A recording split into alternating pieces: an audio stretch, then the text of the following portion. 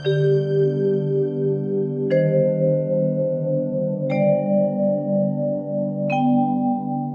बात है पिताजी, आप परेशान दिखाई दे रहे हैं।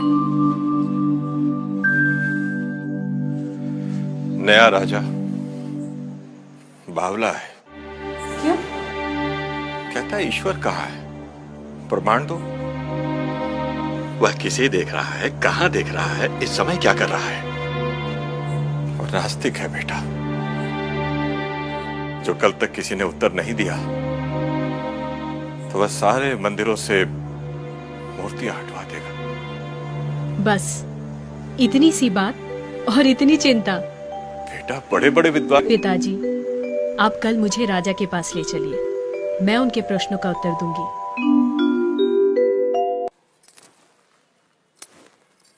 राजन, मैं प्रमाण देने के लिए तैयार हूं, पर उससे पहले मैं कुछ चाहती हूं। क्या चाहिए? थोड़ा दूध।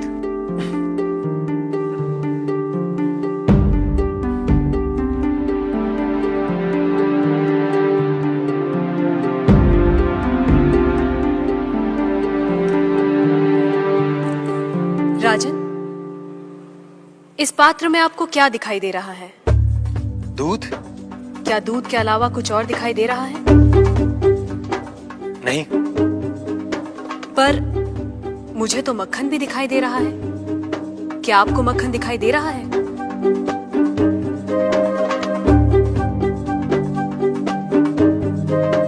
नहीं। पर राजन, क्या इसमें मक्खन नहीं है?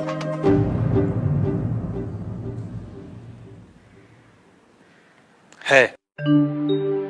जैसे दूध के कण कण में मक्खन है, मक्खन के कण कण में घी है, वैसे ही ईश्वर सृष्टि के कण कण में भिन्न भिन्न रूपों में है, जो है पर दिखाई नहीं देता।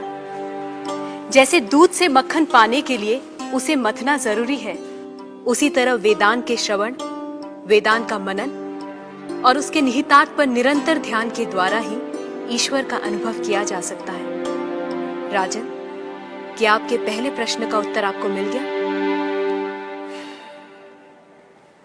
मैं मान लेता हूं, पर वो किसे देख रहा है, किस ओर देख रहा है? क्या मुझे एक जलती हुई मोमबत्ती मिल सकती है? राजन, ये रहा आपके दूसरे प्रश्न का उत्तर। प्रकाश की ये लौ कहां देख रही है, किसे देख रही है? ये सभी को देख रही है। सभी और देख रही है। राजन, जिस तरह इस मोमबत्ती का प्रकाश चारों ओर फैला हुआ है, उसी तरह ईश्वर की चेतना चारों ओर फैली हुई है, और उसी चेतना के कारण हम चलते हैं, बोलते हैं और सुनते हैं। जैसे ये प्रकाश सभी ओर देख रहा है, वैसे ही ईश्वर सभी ओर देख रहा है।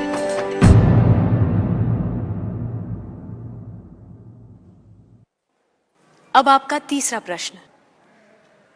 वो इस समय क्या कर रहा है?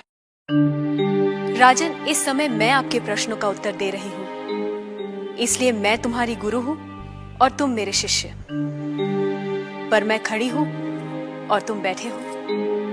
यदि अपने प्रश्न का उत्तर चाहते हो तो तुम्हें मुझे अपना आसन देना होगा।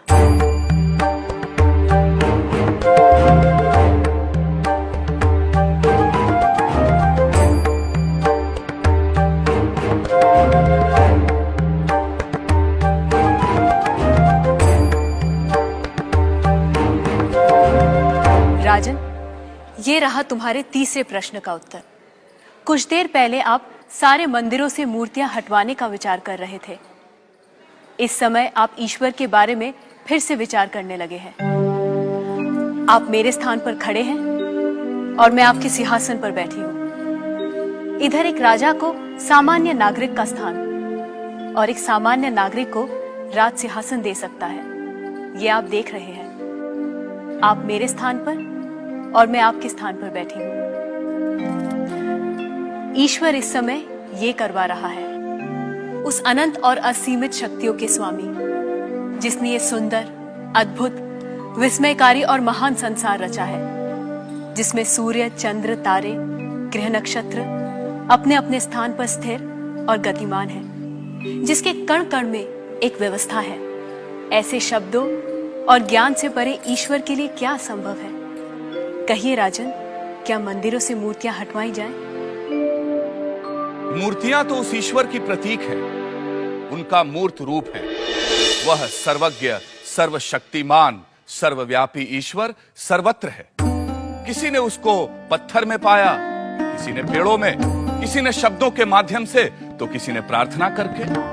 वही परमात्मा अनेक नाम, रूप और गुणों में व्यक्त होता है, और कोई उन्हें अरूप और निर्गुण आत्मा के रूप में जानते हैं।